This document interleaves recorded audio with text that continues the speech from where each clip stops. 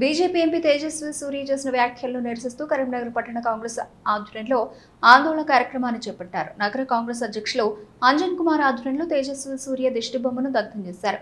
BJP MP Tejaswi సూర్య చేసిన వ్యాఖ్యలను ఖండిస్తున్నామన్నారు అంజన్ కుమార్.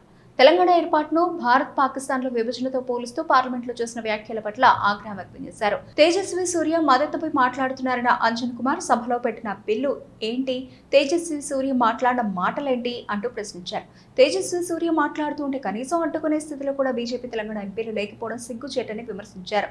ఆది నుంచి బీజేపీ తెలంగాణ వ్యతిరేకి అని ప్రధాని మొదలు ఆ పార్టీకి చెందిన కీలక నేతలు పలు సందర్భాల్లో తెలంగాణ ఏర్పాటును కించపరిచేలా మాట్లాడిన సందర్భాలు ఉన్నాయన్నారు.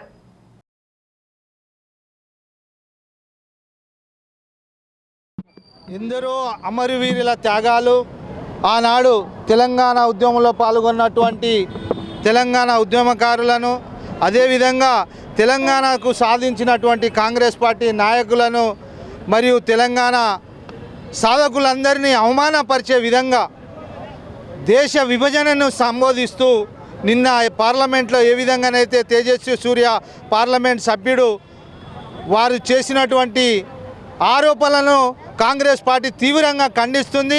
చాలా సిగ్గుచేటు. బీజేపీ దీనికి సమాధానం చెప్పాలి. తేజస్వి సూర్య వెంబడే తెలంగాణ యావత్తు తెలంగాణ భారతదేశ ప్రజలందరికీ కూడా క్షమాపణ చెప్పాల్సిందిగా, అదేవిధంగా పార్టీ నుంచి బహిష్కరించవలసిందిగా బీజేపీని డిమాండ్ చేస్తున్నాం.